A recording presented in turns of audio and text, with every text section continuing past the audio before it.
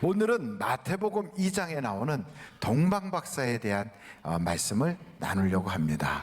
동방박사가 어디에서 출발해서 왔는지를 말하는 사람들은 별로 없어요. 그리고 그것이 어디다 이렇게 이야기하는 그러한 각 지역의 그런 전승이라든지 또 혹은 그런 자료들이 곳곳에 있어서 어디가 진짜인지 잘 몰라요.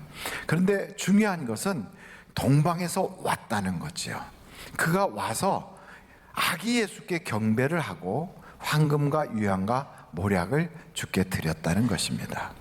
근데 그때가 언제냐면 헤롯이 나라를 다스리고 있을 때입니다. 근데 이 헤롯이라는 사람이 어떤 사람이냐면 자기 아버지가 대제사장의 신하로 있었어요. 대제사장이라는 분은 우리가 생각하는 제사 드리는 게 본업이 아니고 당시 이스라엘을 다스리는 직책의 하나예요. 그런데 그 대제사장의 신하로 있는 아버지의 아들, 그러니까 신하의 아들이죠. 아버지 재산을 톡톡 긁어가지고 그래서 로마로 가서 안토니우스를 만납니다. 여러분, 안토니우스는 누구로 여러분들이 기억하십니까? 예, 클레오파트라의 남자로 기억을 하실 거예요. 바로 그 사람을 만나요. 그래서 안토니우스를 만나서 안토니우스가 그에게 아주 친근하게 해가지고 원로원에서 유대 왕이 되도록 그렇게 자기를 내렸어요. 그러니까 자기 아버지는 유대의 대제사장의 부하로 있는데 그 아들이 가서 유대 왕이 돼가지고 돌아옵니다. 여러분, 그리 되면 유대 사람들이 그 사람을 환영할까요? 안 할까요? 지금 무슨 얘기하는지 잘 못 알아들으시죠? 네, 쉽게 한번 설명하겠습니다. 문재인 대통령이 있는데 그 청와대에서 일하는 비서관의 아들이 어디 가가지고 내가 한국의 대통령으로 추천받았다 이러고 돌아온다면 우리나라 사람들이 그를 정통으로 인정할까요? 안 할까요? 안 하죠. 이것 같은 똑같은 소리입니다. 그렇게 와가지고 들어오니까 예루살렘과 유대인들이 아무도 환영을 안 하니까 그 왕자를 차지하기 위해서 로마 군인들을 동원해서 들어갑니다. 그러니까 예루살렘에서 저항이 많으니까 자기 반대파를 아주 가차없이 죽이면서 들어가서 마침내 권좌에 딱 앉았어요. 그래도 여전히 소요가 계속 일어나니까 대제사장의 상속녀인 미리암 1세라고 하는 사람하고 정략적인 결혼을 해요.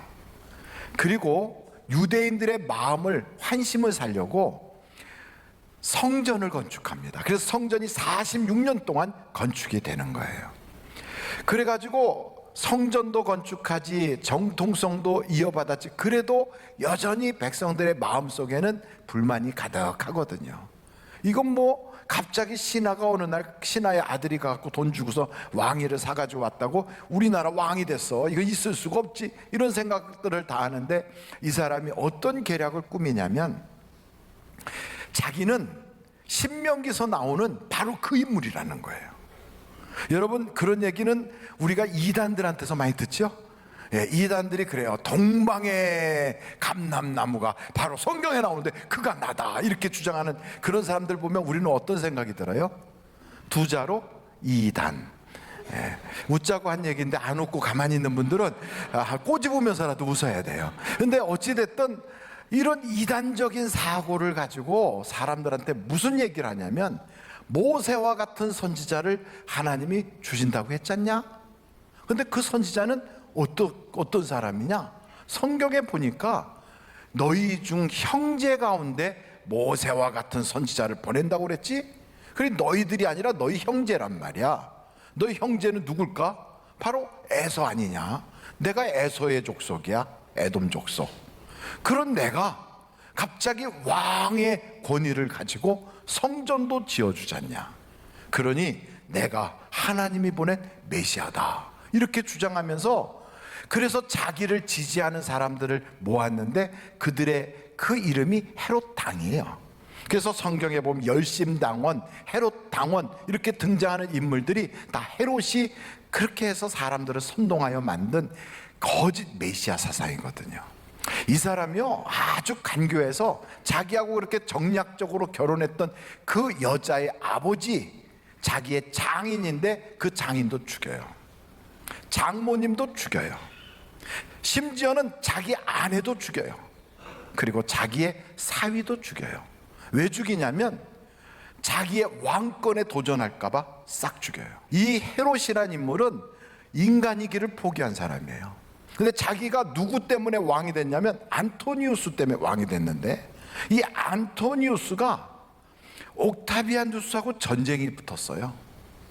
근데 여러분, 옥타비아누스의 누나가 안토니우스의 부인인데 갑자기 자기 누나를 버리고 저 이집트로 가더니 아주 얼굴부터 몸매가 삼삼하게 빠진 클레오파트라를 사랑한다고 그 사람하고 결혼해 버린 거예요. 여러분, 이렇게 되면 천한매부간의 원수가 돼요, 안 돼요? 여자들만 얘기하지 말고 남자들도 다 같이 원수 돼요, 안 돼요? 돼요. 그래갖고 결국은 싸움이 붙은 거예요. 그래서 이 싸움이 악티움 해전인가, 이게 전쟁이 붙었는데 헤롯은 누가 이기길 바랄까요? 안토니우스가 이겨야 자기의 왕권이 유지되겠지요. 근데 웬걸 옥타비아누스가 이겼어요. 안토니우스는 자결을 해버렸어요. 그러니 자기의 왕자가 불안하잖아요.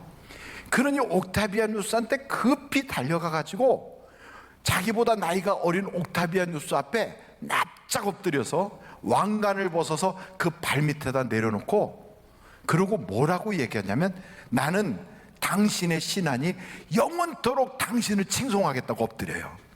그러니까 옥타비아누스가 기분이 좋을까요, 안 좋을까요? 좋으니까 그래 네가 왕해라 이래가지고 다시 왕권을 받아갖고 돌아온, 이야 대단한 권모술수의 사람이에요. 그런데 이 사람한테 가가지고 유대인의 왕으로 나신 이가 어디 계시뇨 이렇게 찾은 거예요. 여러분, 이 사람은 자기의 왕권을 지키려고 별짓을 다 하는 사람인데 갑자기 유대인의 왕으로 나신 이가 어디 계시냐고 동방에서 온 이방 사람이 와가지고 동네방네 휘젓고 다니면서 예루살렘 성을 발칵 뒤집어 놓은 거예요. 그러면 헤롯이 불안해요, 안 불안해요? 불안하죠. 그러니까 대제사장들과 서기관들을 소집한 거예요. 야, 옛날 이 선지서에 그런 얘기가 나오는 게 사실이냐? 그랬더니 사실이라는 거예요. 어디서 태어난다고 그러냐? 그랬더니 저 베들레헴에서 태어난다는 거예요. 그러니까 박사들을 싹 부른 거예요. 그러니까 이 헤롯은 굉장히 간교한 사람이거든요.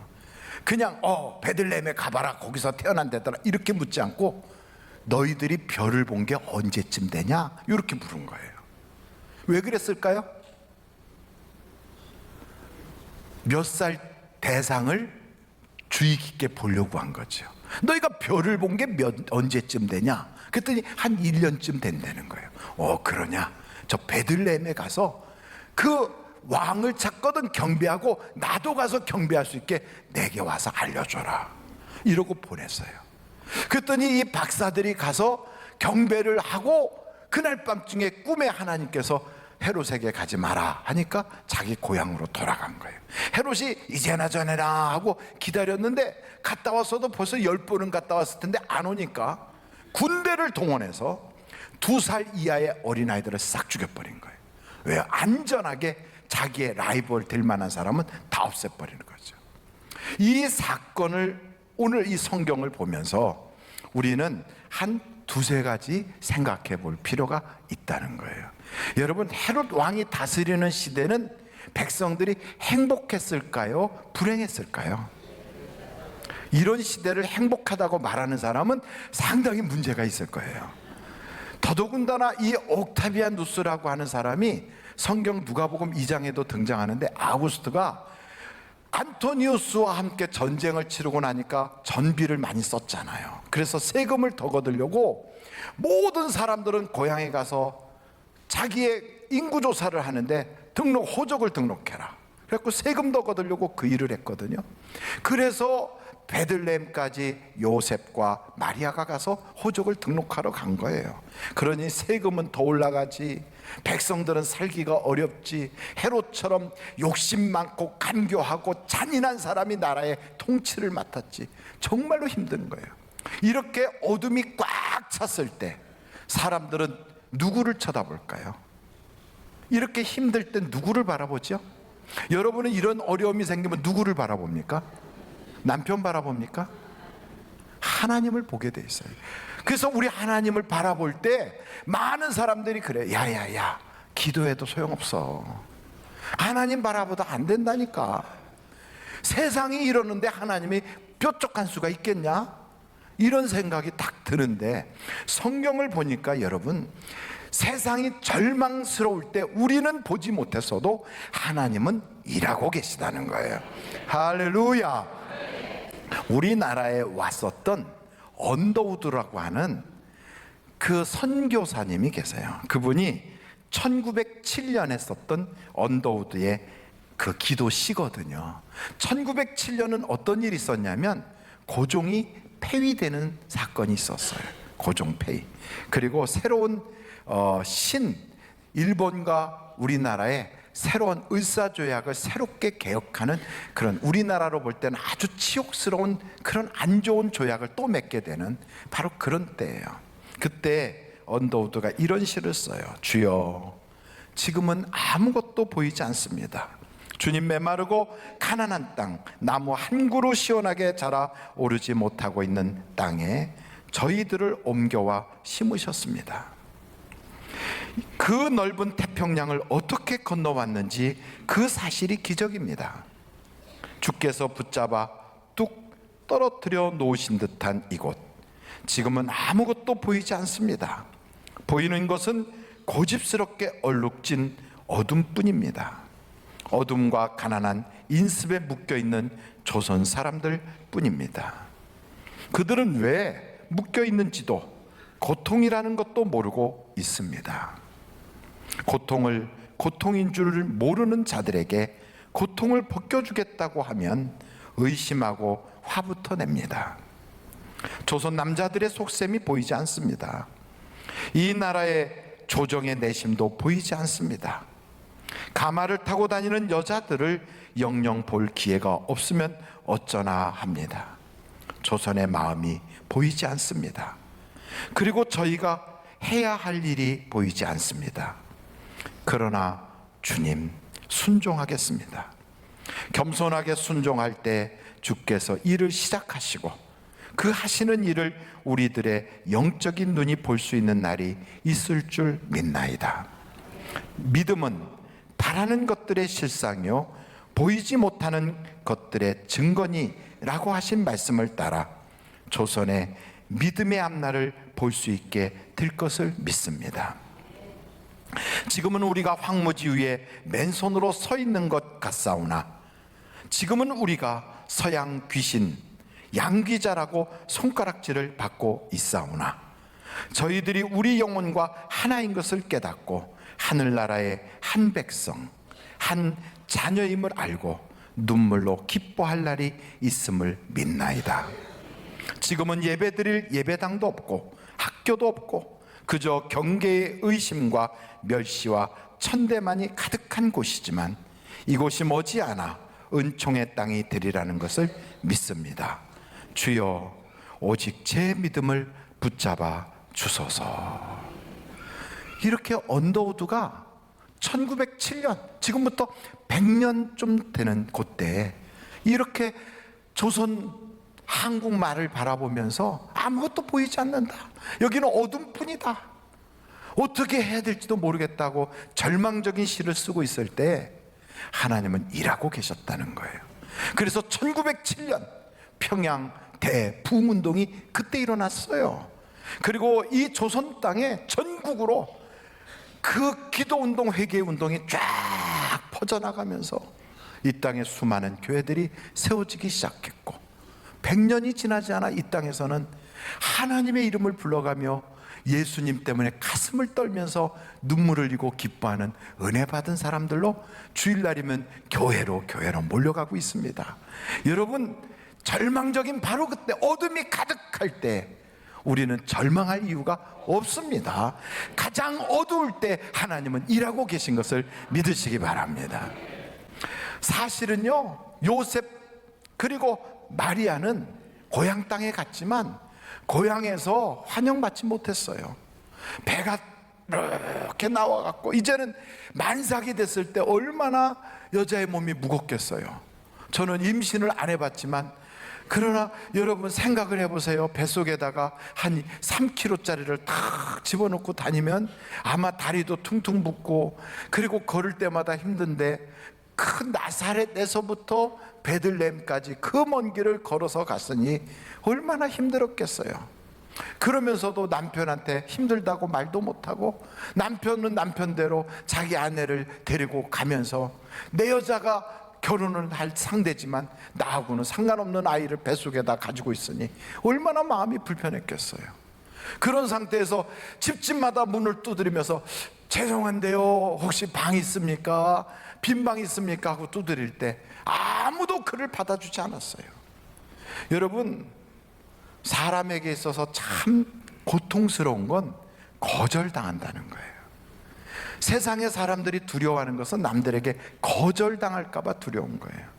사람들에게 무시당할까 봐, 거절당할까 봐, 외면당할까 봐, 그게 두려운데, 이 요셉과 마리아는 집집마다 거절당했어요. 어느 집에서도 환영하여 문 열어준 집이 없어요. 다 문 닫아버려. 에이, 재수 없으니까 이러고 문 닫아요. 에이, 보고 나누고 어떻게 저런 게 들어왔어 하고 문 닫아요. 여러분, 거절당하여 문이 닫힐 때마다 얼마나 마음이 무너져 내렸겠어요.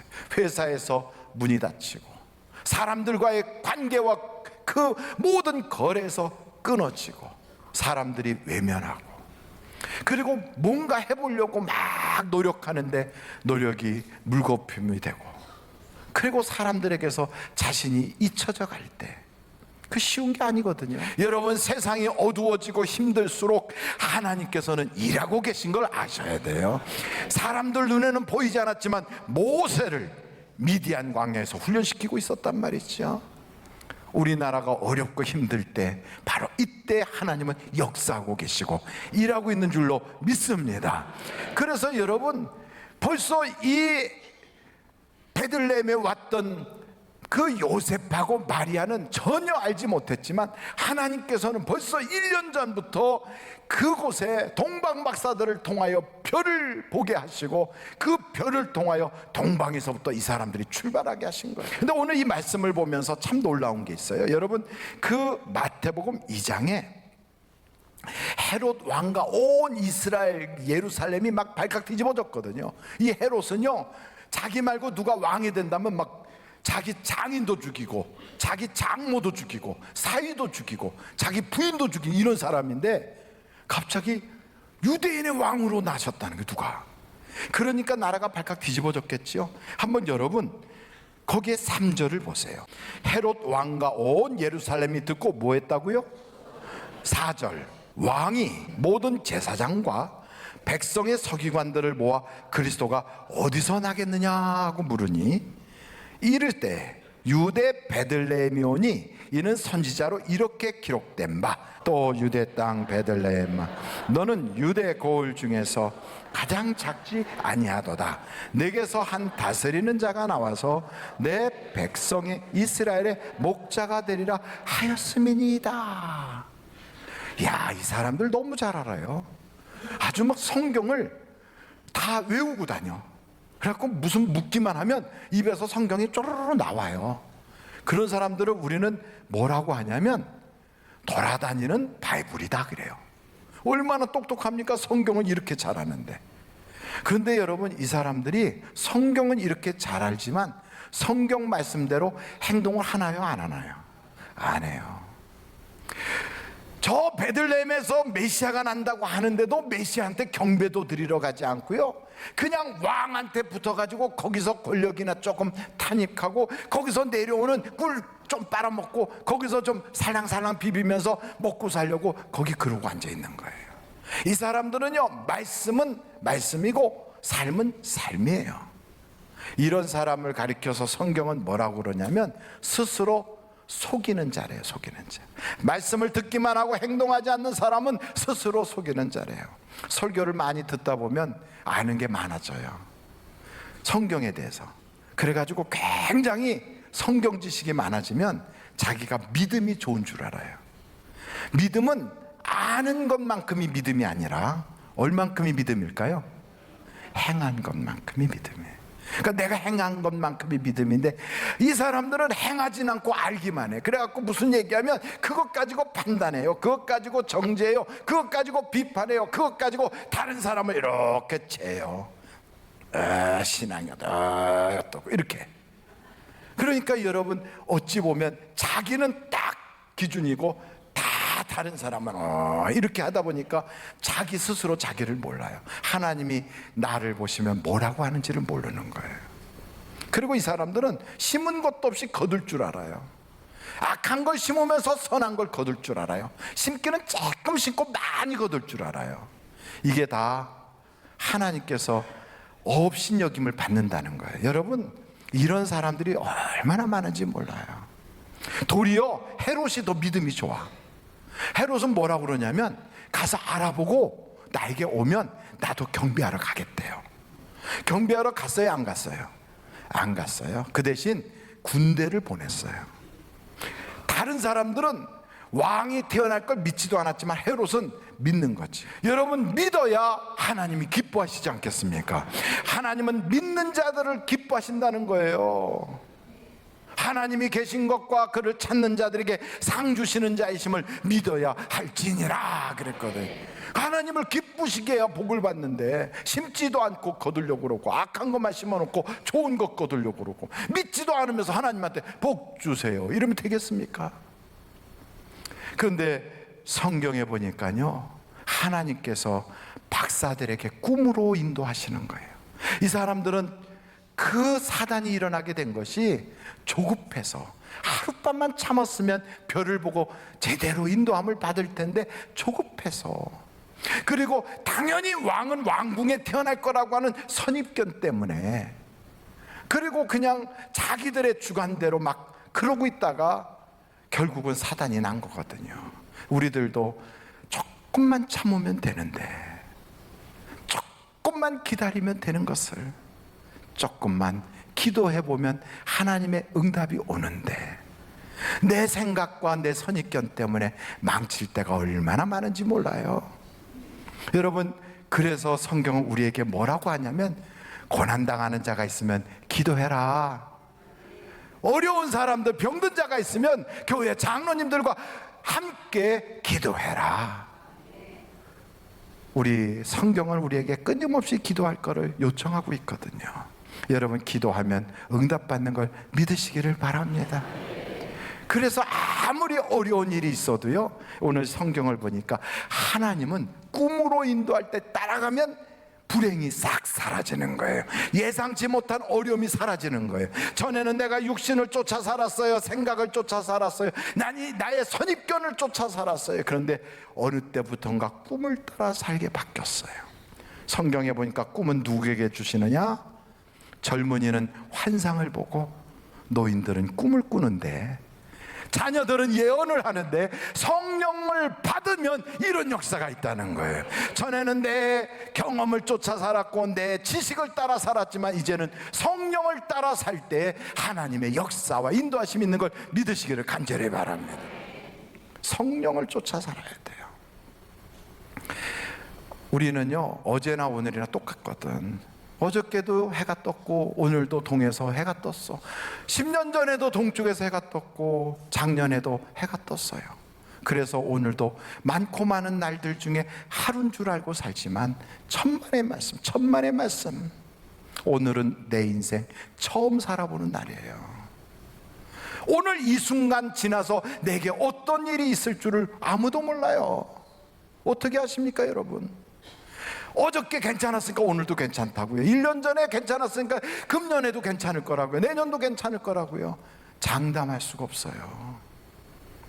그래서 여러분, 성경은 우리에게 끊임없이 말합니다. 5분 뒤를 모르는, 앞을 못 보는 시각장애인 같은 우리의 인생에 하나님이 목자가 되셔야 부족함이 없이 살 수가 있다는 거예요. 그래서 여러분, 헤롯이 군대를 보내기 전에 하나님이 목자가 되셨던 동방박사라든지 하나님이 목자가 되셨던 요셉과 마리아는 피할 길을 싹 주시더라 이 말이에요. 여러분의 인생에 진정한 목자가 누구십니까? 돈입니까? 여러분의 경험입니까? 작년부터 지금까지 살아오던 수많은 인맥 혹은 여러분의 어떠한 경력입니까? 그것 가지고 금년 남은 시간도 우리는 살기가 어려워요. 내 인생 남은 세월을 내가 그것 가지고 못 살아요. 여러분의 인생을 하나님을 목자로 삼고 사실 수 있기를 간절히 바랍니다. 성령이 이끄는 사람, 하나님이 이끌어 주시는 사람, 하나님이 내 인생의 가이드가 되고 내비게이션이 되고 내 인생을 책임져 주시는 그런 사람. 우리가 이 기도를 해야 돼. 하나님, 이제는 내가 내 맘대로 살지 않고 주님 따라 살겠어요. 주님이 내 인생을 이끌어 주세요. 이런 기도를 할 때 오늘도 하나님께서는 내 인생에 필요한 모든 것을 준비하시고 채우시고 부족함이 없게 해주실 걸 믿습니다.